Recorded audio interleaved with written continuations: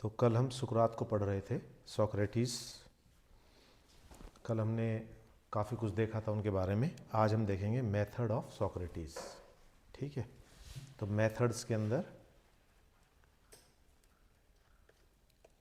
तो उनका मेथड कैसे था? उनका मेथड था कन्वर्सेशनल।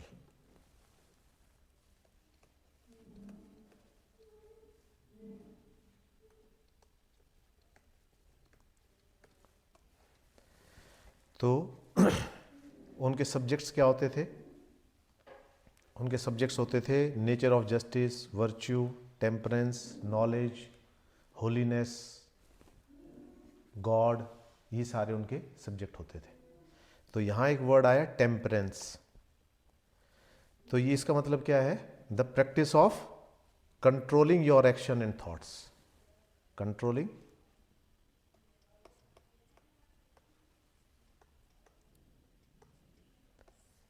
इसका मतलब क्या होगा कि प्रैक्टिस ऑफ कंट्रोलिंग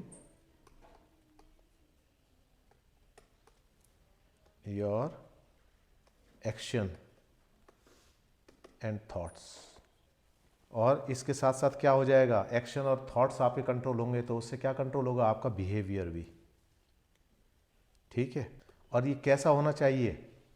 ये सारी चीज़ें ठीक है। आप यहाँ कह रहे हो practice of controlling your actions. आपके एक्शंस कंट्रोल में होंगे, आपके विचार कंट्रोल में होंगे।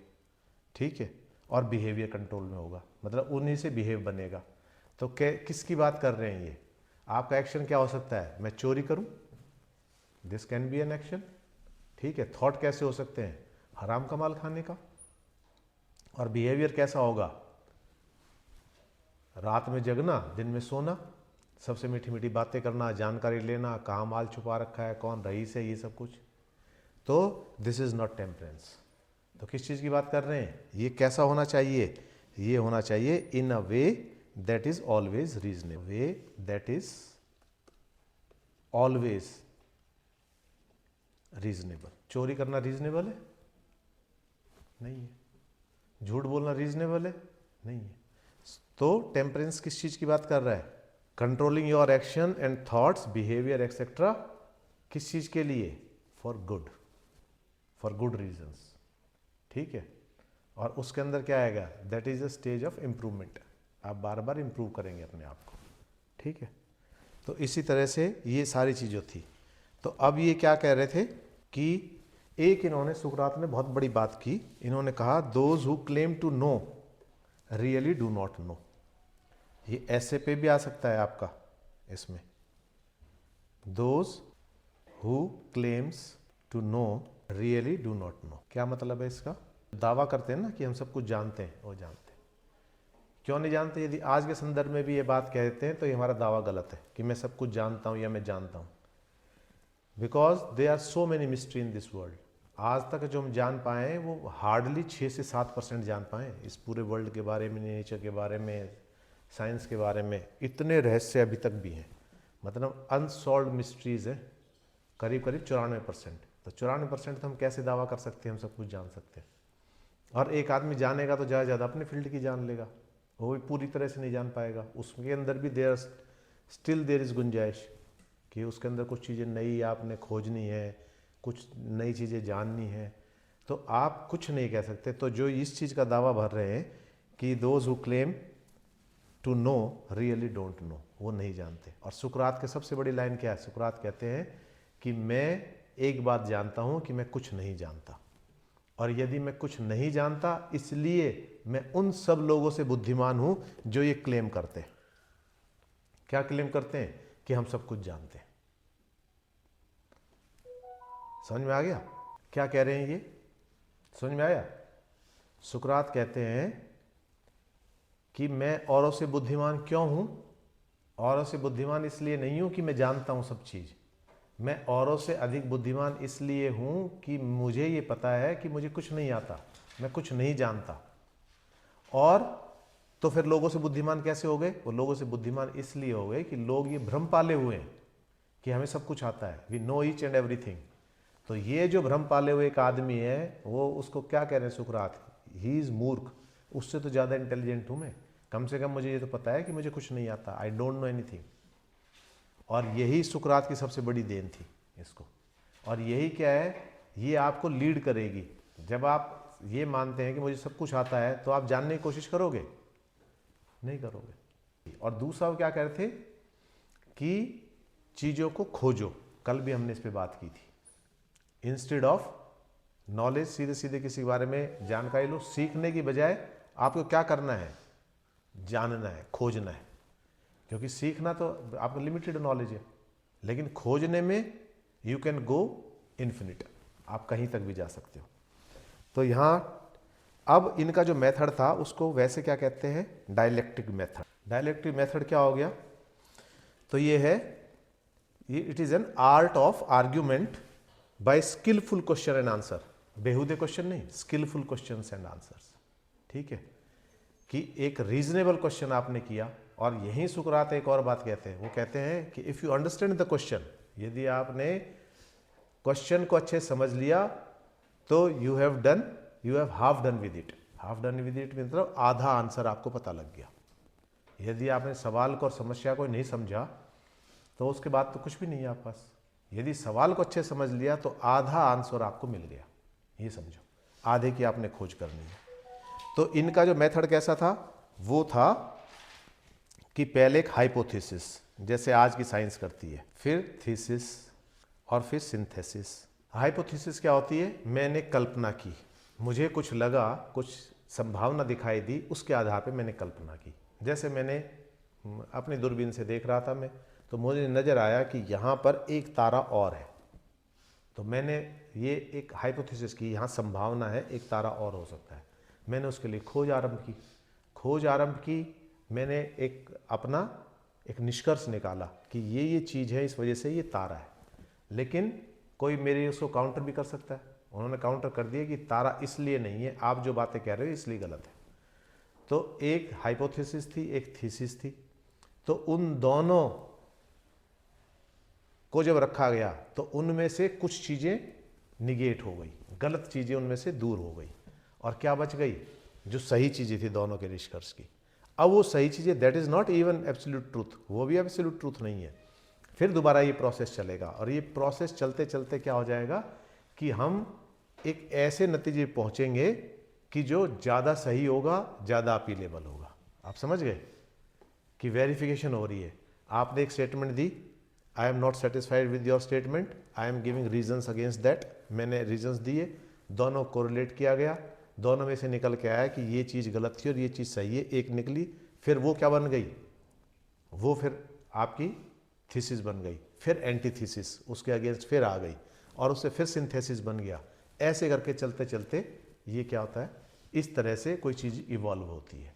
कोई विचार, साइंस के भी कोई चीज़ें, साइंस की भी एक थ्योरी देते हैं ना पहले, फिर उसके हिसाब से हम प्रैक्टिकल करते हैं, वो सारा करते हैं। तो इन सारी चीज़ों की ये बात कर रहे हैं। ठीक है, क्लियर? तो ये जो इनका मेथड था, ये मेथड क्या था? कांट ने भी इसी मेथड को आगे लेके गए, और वो ट्रांसेंडेंटल उन्होंने डायलेक्टिक मेथड कहा है उनने, और कार्ल मार्क्स और हीगल ने भी इसी मेथड को। तो आप देखो कि सुकरात का इतने समय पहले का मेथड आज तक चला आ रहा है। आज हमारी शिक्षा व्यवस्था ऐसी क्यों हो गई? क्योंकि हमारी जो एजुकेशन सिस्टम है उसमें वन वे कम्युनिकेशन है। स्टूडेंट्स बैठे रहते हैं, टीचर बोलता है और बस बात खत्म हो जाती है।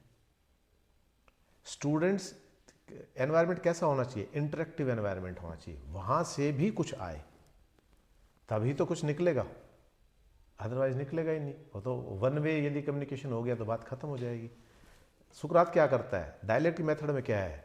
ही रेजेस क्वेश्चन, सामने से जवाब आते हैं, फिर जो जवाब आएंगे उन जवाब के अंदर फिर क्वेश्चन रेज हो जाएंगे कि ये तो यहाँ एप्लीकेबल नहीं है। फिर वो छन गई ना चीज़ें, छन छन के और फिर आखिरी तक पहुँच रही है। उसने कहा जवाब देखा, वो जवाब सही नहीं है, फिर उसने दूसरा क्वेश्चन कर दिया, इसके अंदर जो कमी थी उस कमी के रूप में क्वेश्चन खड़ा कर दिया, फिर उसका जवाब आया। तो ये क्या कर रहे हैं? ये रीजनिंग को बढ़ा रहे हैं, आदमी की नॉलेज को एनहेंस कर रहे हैं। दूसरी एक बड़ी बात सुकरात यहाँ कह रहे हैं, वो कह रहे हैं कि नॉलेज जो है ना, ये नॉलेज जो हमारे पास है ये कलेक्शन है, और कलेक्शन एक जन्म की नहीं, जन्म जन्मों का कलेक्शन। यहाँ विवेकानंद बहुत स्पष्टता से एक बात कहते हैं, वो कहते हैं कि every man is loaded with this knowledge, he have to discover that. अब हम यदि इतिहास में देखते हैं तो जितनी भी डिस्कवरीज हुई हैं, गुरुत्वाकर्षण की किसने की थी? न्यूटन ने की थी। तो क्या ऐसा थोड़ी था कि न्यूटन से पहले सेब नहीं गिरा था? उसकी ऑब्जर्वेशन ने ही तो ये बताया कि सेब ऊपर क्यों नहीं गया, नीचे क्यों आ रहा है। तो नीचे क्यों आ रहा है, तो ये जो एक क्वेरी थी उसकी कि कोई भी चीज नीचे ही क्यों गिरती है, ऊपर क्यों नहीं जाती, इसने उस रीजनिंग तक पहुंचा दिया। लेकिन इससे पहले किसी ने पढ़ाया थोड़ी था न्यूटन को, एडिसन को, इनको, और जिन भी लोगों ने जो भी जिस क्षेत्र में आविष्कार किए हैं, ऐसा थोड़ी था वो साइंस ग्रेजुएट थे, या उनको किसी ने पढ़ा रखा था, या उनको किसी ने बता रखा था। तो इसका मतलब क्या है, हम खोजना चाहेंगे तो हर चीज हमारे भीतर ही है, बस हमें उस तक पहुंचना है। और यही बात सुकरात कह रहे हैं। सुकरात कह रहे हैं वहां तक पहुंचना ये आपके ऊपर है।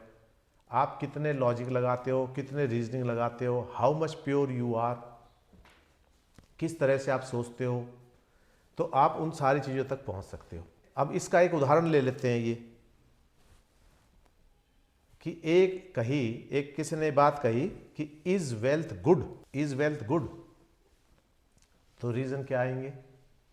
कोई इसको अच्छा बताएगा और कोई इसको नहीं बताएगा। पैसा हमेशा अच्छा नहीं होता, कभी कभी पैसा बुराई का भी कारण हो जाता है। कभी पैसे के लिए बहुत सारी चीज़ें, मतलब यहाँ उस तरह से मत लेना, पैसा तो न्यूट्रल है, पैसा थोड़ी कराता है, वो तो उस पैसे को अर्जित करने का भाव है वो करवा रहा है आपसे। लेकिन जो हमारा ये भाव है एक्यूमुलेशन ऑफ वेल्थ, संपत्ति को इकट्ठा करने का, धन संपत्ति को अर्जित करने का जो भाव है, यही तो हमें प्रेरित कर रहा है। एक आदमी कमा रहा है, वो डोनेट कर रहा है किसी चैरिटेबल ट्रस्ट को, एक आदमी वहां से भी चुरा रहा है। चैरिटेबल ट्रस्ट के अंदर कुछ लोग काम कर रहे हैं, वहां से भी एक बंदा चोरी करके ले जा रहा है, तो वो क्या कर रहा है?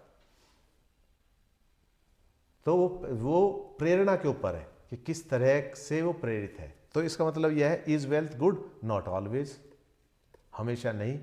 तो ये क्या है? तो ये जो आंसर है ये एब्सोल्यूट नहीं बनेगा। तो ये क्या हो गया? कंट्रोवर्शियल हो गया। ठीक है, तो जहां भी कंट्रोवर्सी आ जाएगी वहां एब्सोल्यूट नहीं बनेगा। समझ में आ गया? तो यहां जैसे इन्होंने ये एग्जाम्पल दिया, ठीक है। तो दूसरा, अब यहां जो ये कह रहे हैं, तो इसका मतलब क्या है यहां पर? तो फिलॉसफी क्या हो गई? Philosophy is search after wisdom. सुकरात के हिसाब से कोई चीज जानने के बाद, उसके बाद जो हम और जानते हैं वो उसके अंदर। यहां क्या है? True knowledge. इसका मतलब क्या है? हमने पहले टॉपिक्स देखे थे, किन किन टॉपिक्स पे वो बात कर रहे हैं। वो जस्टिस पे बात कर रहे हैं, इक्वलिटी पे बात कर रहे हैं, ब्यूटी पे बात कर रहे हैं, टेम्परेंस पे बात कर रहे हैं, करेज पे बात कर रहे हैं, इन सारी चीज़ों के ऊपर बात कर रहे हैं। ये सारी चीज़ें कैसी हैं? These all things are associated with human, आदमी के साथ एसोसिएटेड है ये सारी चीज़ें, ठीक है। और यहाँ ये क्या कह रहे हैं? True knowledge leads to the release of the soul. असली ज्ञान क्या है? वो आपको लिबरेट करेगा, आपकी आत्मा को मुक्त करेगा। किन चीज़ों से आत्मा को मुक्त करेगा? बंधन से। बंधन क्या? हम सुख के दास हैं, हम पैसों के दास हैं, हम सुंदरता के दास हैं, हम इंद्रियों के दास हैं। तो इन सारी चीज़ों से लिबरेट कौन करेगा? ये करेगा।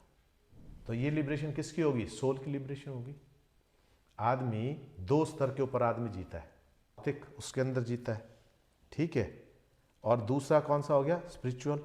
अब दो जो स्तर हैं, भौतिक स्तर पे आदमी कौन सी चीज एक्टिव रहेगी?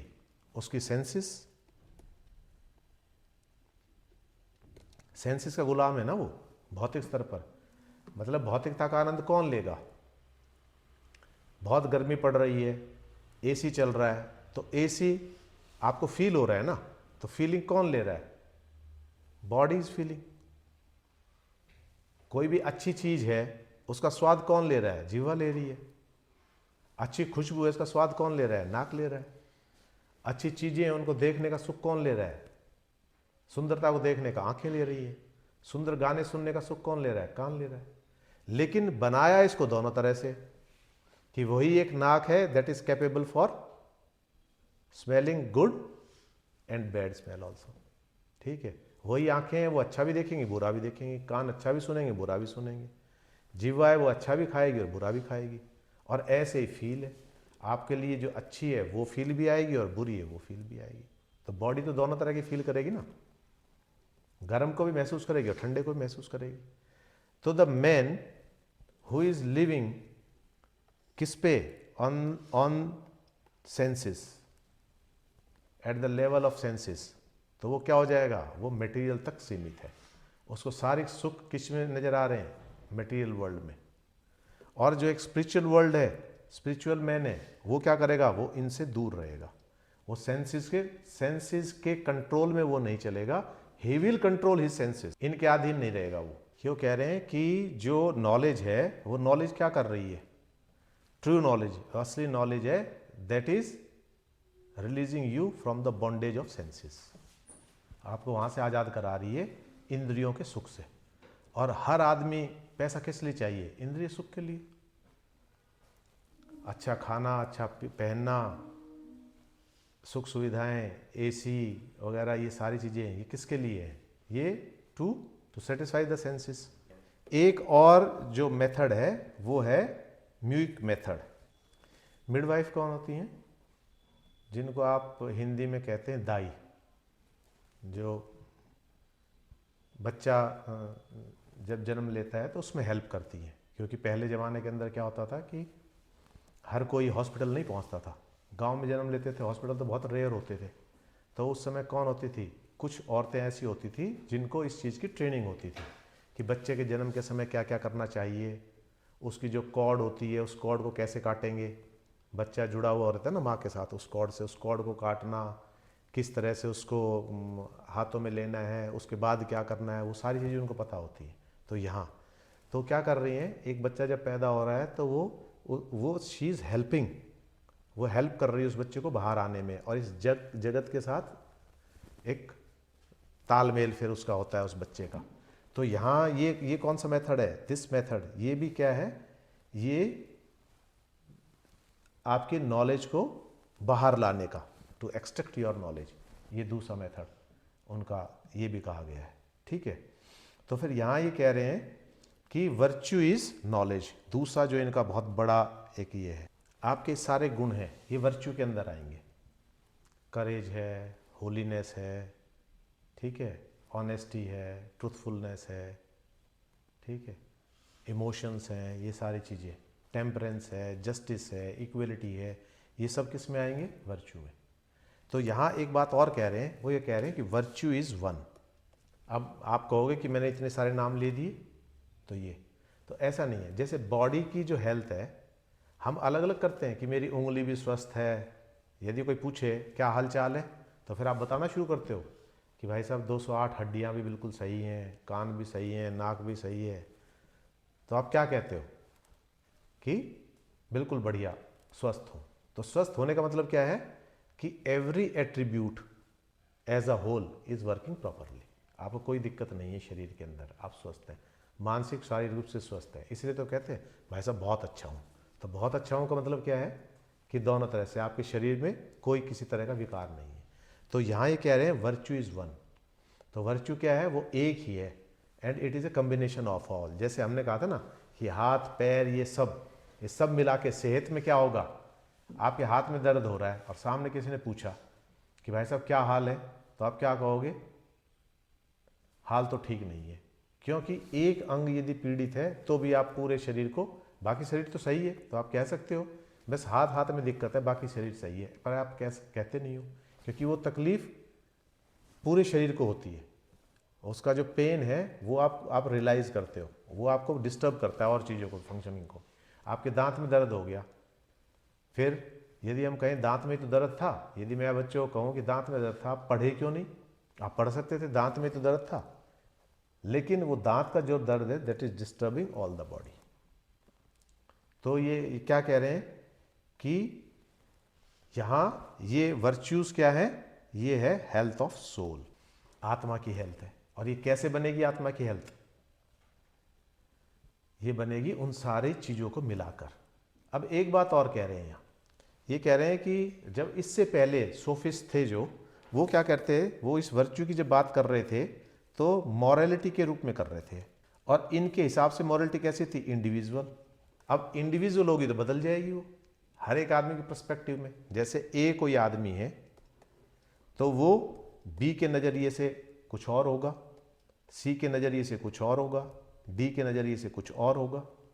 अब जैसे बी गरीब है उसके लिए रईस हो गया, सी बहुत ज़्यादा रईस उसके लिए ए पुअर हो गया, डी बहुत ज़्यादा इंटेलिजेंट है उसके लिए ए बुद्धि हो गया, और एक बहुत ही मंदबुद्धि है उसके लिए ए इंटेलिजेंट हो गया। तो वो क्या है, ये मॉरलिटी कैसी हो रही है, वो इंडिविजुअल पर्सपेक्टिव से देख रहे हैं यहाँ तक। तो मॉरलिटी क्या है, वेरी कर रही है हर एक के हिसाब से, मॉरलिटी वेरी कर रही है।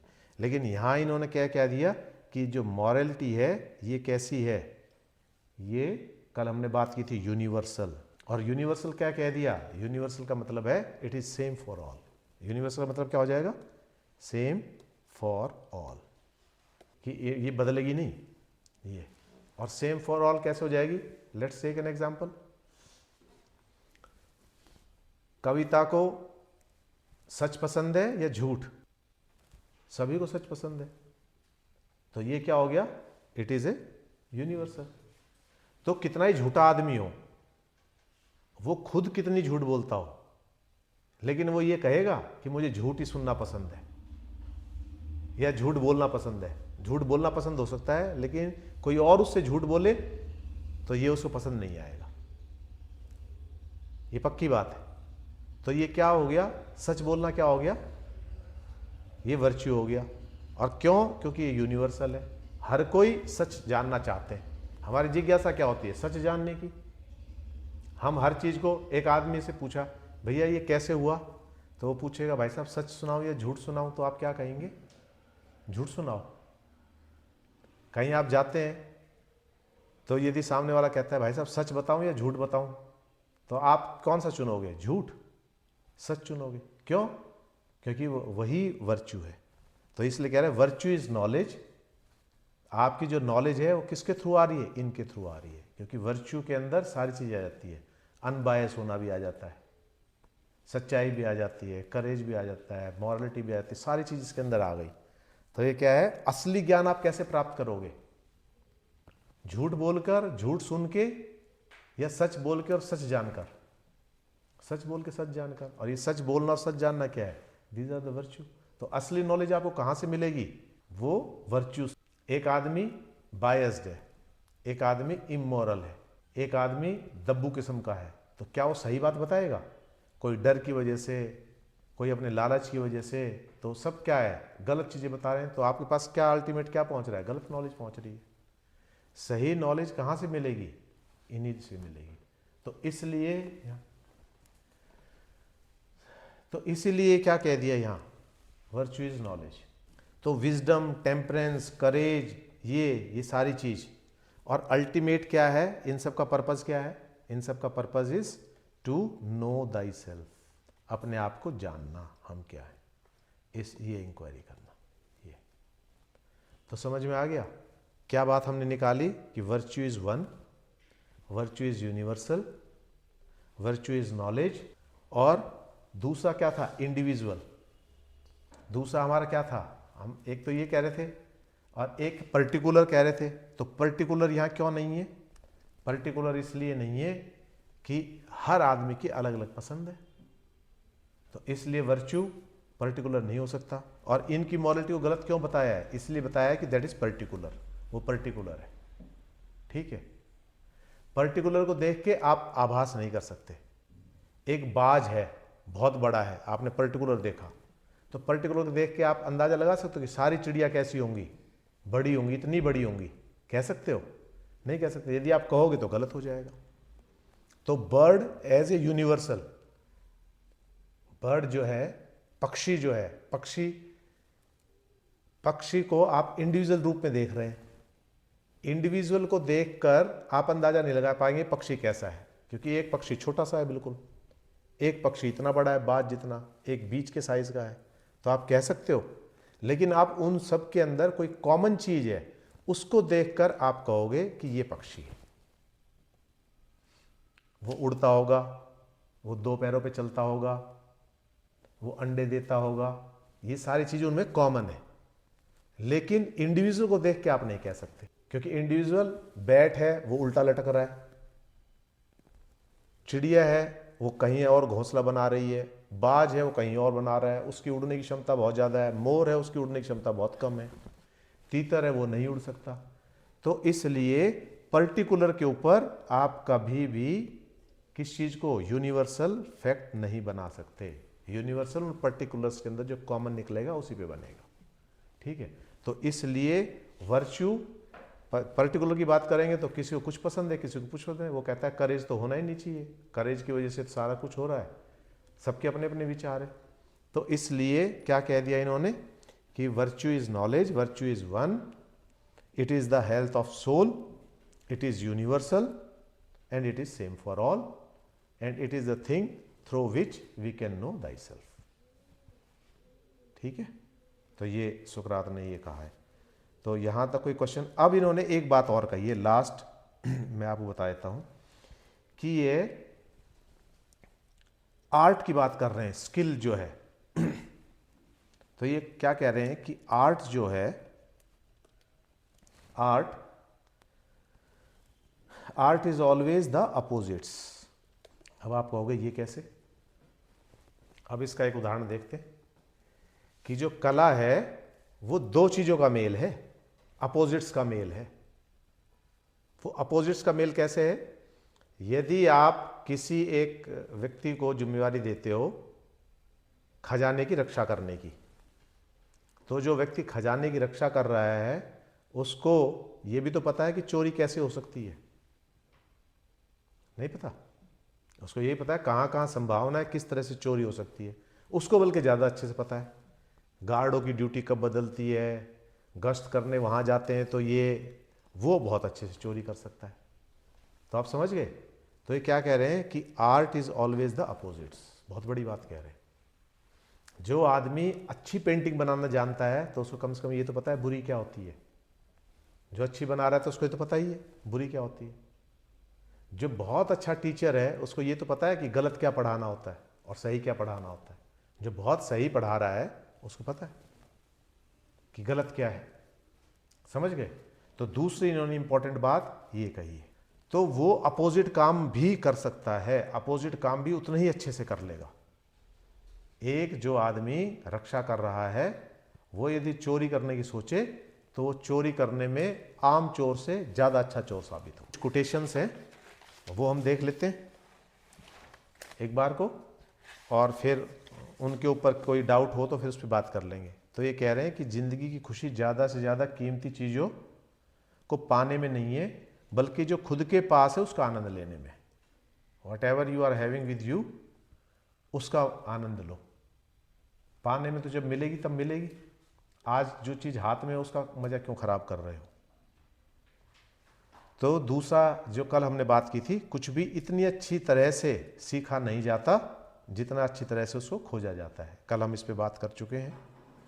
किसी प्रश्न को समझना आधा उत्तर है, और ये कोट भी हम डिस्कस कर चुके हैं। मैं एक मूर्ख हूं लेकिन मैं जानता हूं कि मैं मूर्ख हूं और यही बात मुझे आपसे अधिक बुद्धिमान बनाती है। जितना अधिक मैं सीखता हूं उतना ही मुझे एहसास होता है कि मैं कितना कम जानता हूं। तो मृत्यु मानव जाति के सत्य का पूर्ण दर्शन कराती है। कैसे? जब कोई मरता है तो हमारे मन में क्या ख्याल आते हैं? क्या लेके आए थे, सब कुछ छोड़ के चला गया 2 मिनट के अंदर, ये दौलत प्रॉपर्टी ये कमाया था, पूरे दिन गधा बना रहता था, ये करता रहता था, वो करता रहता था, अब सब किसके लिए छोड़ गया? सब छोड़ के चला गया। जिस प्रॉपर्टी के लिए लड़ रहा था, जिस पैसे के लिए लड़ रहा था, भाइयों से लड़ लिया था, ये कर लिया था। तो मैं सत्य समझ में आ रहा है ना? लेकिन कितनी देर? केवल उतनी देर जितनी देर हम वहाँ बैठे। वहाँ से निकलने के बाद फिर हम उसी जंजाल में, क्योंकि हम एक और झूठ पाले रखते हैं, हम कभी नहीं मरेंगे। मतलब हम कभी नहीं मरेंगे, ये जो वहम हमारा होता है कि ये मर सकता है, हम नहीं मरेंगे, ये उस चीज़ को हमें उस रास्ते पे चलने ही नहीं देता। हम बस एक दिन के लिए करते हैं। नौजवान मौत हो जाती तो हम सोचते हैं अभी तो इसके पास ये पड़ा था, इसके बच्चों का क्या होगा, ये होगा वो होगा। ऐसा करना चाहिए था, वैसा करना चाहिए था, बहुत सारी चीज़ें हम कर देते हैं, लेकिन तुरंत बाद में भूल जाते हैं। तो इसलिए मृत्यु मानव जाति को सत्य का पूर्ण दर्शन कराती है कि इस आदमी ने पूरे जीवन के अंदर क्या कमाया, क्या लेके जा रहा है साथ। हमें दिखता है ना कि डेड बॉडी के साथ कुछ रखा रहता है, कुछ नहीं रखा रहता। उसका नाम भी ले लेते हैं उससे, क्या कहते हैं, मान लो रामकिशन मर गया तो क्या कहते हैं, रामकिशन को उठाओ, कहते हैं शव को उठाओ, उसका नाम भी उससे अलग कर दिया जाता है। तो सबसे बड़ी बात है, तो यहां ये जो मृत्यु है वो सत्य के दर्शन करा रही है कि आपका नाम भी जब तक है, जब तक आप जीवित हो, जैसे मरोगे आपसे नाम भी ले लिया जाएगा। आपके बच्चे ही आपको पापा डैडी ये सब कुछ ना बोल के क्या बोलेंगे, शव, डेड बॉडी को उठाओ, शव को उठाओ। 1 मिनट के अंदर सब रिश्ते नाते सब अलग हो जाते हैं। उससे पहले पहले था जो कुछ था, और उसके रिलेशन किसी के साथ तुरंत खत्म हो जाते हैं। जो भी संबंध थे, जीते जी के तो संबंध थे, मरने के बाद क्या रह गया। वो प्रॉपर्टी का ऑनर था, उसका बैंक बैलेंस था, अब वो ही नहीं रहा तो वो किसको चला गया, कोई और ही उसका आनंद लेगा।